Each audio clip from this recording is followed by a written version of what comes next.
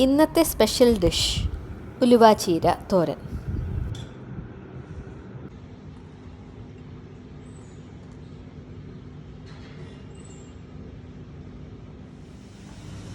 ഉലുവാച്ചീര ഒരു കെട്ട് മാർക്കറ്റിൽ നിന്ന് വാങ്ങിച്ചിട്ട് നേരാക്കുമ്പോൾ ശ്രദ്ധിക്കേണ്ടത് എന്താണെന്ന് വെച്ചാൽ തണ്ടിന് നല്ല കട്ടി ഉണ്ടാവും. അത് നമുക്ക് വേണ്ട. അത് നമുക്ക് ഒഴിവാക്കി ഇലകളും കിളുന്തായിട്ടുള്ള തണ്ട് മാത്രം മതി. പിന്നെ നല്ലവണ്ണം കഴുകണം. എന്നുവെച്ചാൽ ഭയങ്കര മണ്ണ് അഴുക്കായിരിക്കും. ഒരു 3 പ്രാവശ്യമെങ്കിലും മിനിമം കഴുകേണ്ടി വരും.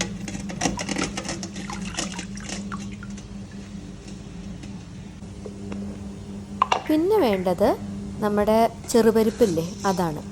അതൊരു 1/4 കപ്പ് എടുത്താൽ മതി. ഇപ്പോൾ നിങ്ങൾക്ക് തോരൻ്റെ എമൗണ്ട് കൂട്ടണമെങ്കിൽ കുറച്ചുകൂടി ഇട്ടോളൂ. ഞാനിവിടെ 1/4 കപ്പ് എടുത്തിട്ടുള്ളൂ. അതൊരു അരമണിക്കൂർ വെള്ളത്തിൽ ഇട്ട് വയ്ക്കണം. ഉലുവാച്ചീര നല്ലവണ്ണം കഴുകിയത് പൊടിയായിട്ട് അരിയാം. ചിലവർ പറയും അരിഞ്ഞാൽ കഴിക്കുന്നു, പക്ഷേ ഞങ്ങളിവിടെ അരിഞ്ഞാൽ ഉപയോഗിക്കണേ. പിന്നെ ചെറിയുള്ളി, ഇത് ആവശ്യമുള്ളവർ മാത്രം എടുത്താൽ മതി. ഞാൻ ഒരു 3 എണ്ണം എടുത്തു.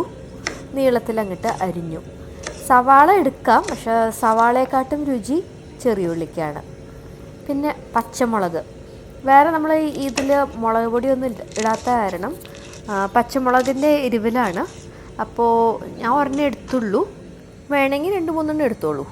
പിന്നെ അടുപ്പ് കത്തിച്ചിട്ട് വലിയ കട്ടിയുള്ള ചീനച്ചട്ടി വെക്കണേ. ഈ നൈസായിട്ടുള്ള ചീനച്ചട്ടി ഉപയോഗിക്കരുത്. ഞാൻ വെളിച്ചെണ്ണയാണ് ഉപയോഗിച്ചിരിക്കുന്നത്.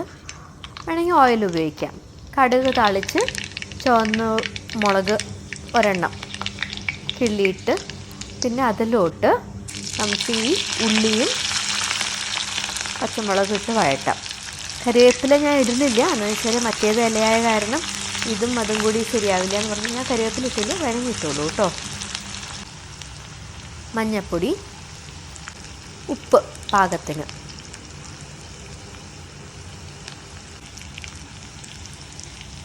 ഈ നമ്മൾ അരമണിക്കൂർ മുമ്പ് കുതിർത്തി വെച്ചിരിക്കുന്ന ചെറുപരിപ്പ് അതും ഇട്ട് നല്ലവണ്ണം ഒന്ന് ചെറുതീയിൽ വെച്ചിട്ട് ഒന്ന് റോസ്റ്റ് ചെയ്തെടുക്കണം. ഈ വലിയ തീയാക്കരുത് കേട്ടോ. പിന്നെ ഒരു ബ്രൗൺ കളറാവുമ്പോൾ അതിലോട്ട് കുറച്ച് വെള്ളം ഒഴിച്ച് നമുക്ക് അടച്ച് വെച്ച് പരിപ്പ് വേകണ വരെ നോക്കാം. ഇത്തിരി നേരം കഴിഞ്ഞ് ആ പരിപ്പ് ഒന്ന് വെന്ത് കഴിഞ്ഞു. ഭയങ്കരമായിട്ട് ഉടഞ്ഞു പോകണം എന്നല്ല, ഒന്ന് വേകണം, അത്ര മാത്രമേ ഉള്ളൂ. ആ സമയത്ത് നമുക്ക് ഇതിലോട്ട് നമ്മുടെ അരിഞ്ഞു വെച്ചിരിക്കുന്ന ഉലുവാച്ചീര ഇട്ട് കൊടുക്കാം. നല്ലവണ്ണം ഇളക്കണം.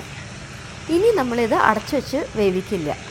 Full time തുറന്നേ ഇരിക്കുള്ളൂ. അപ്പോൾ നമ്മുടെ തീ ചെറുതാക്കി വേണം വയ്ക്കാൻ.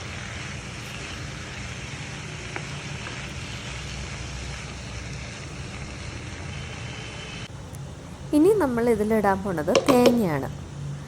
1-2 ടേബിൾ സ്പൂൺ തേങ്ങ ഇടാം. പച്ചമുളക് വേണമെങ്കിൽ ഇടാം.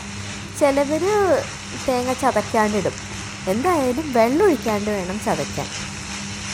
ഇതേ കണ്ടില്ലേ, ഇലയിൽ ഇപ്പോൾ ഒരു തുള്ളി വെള്ളമില്ല. അപ്പോൾ നമുക്ക് ഈ തേങ്ങ ഇട്ട് കൊടുക്കാം.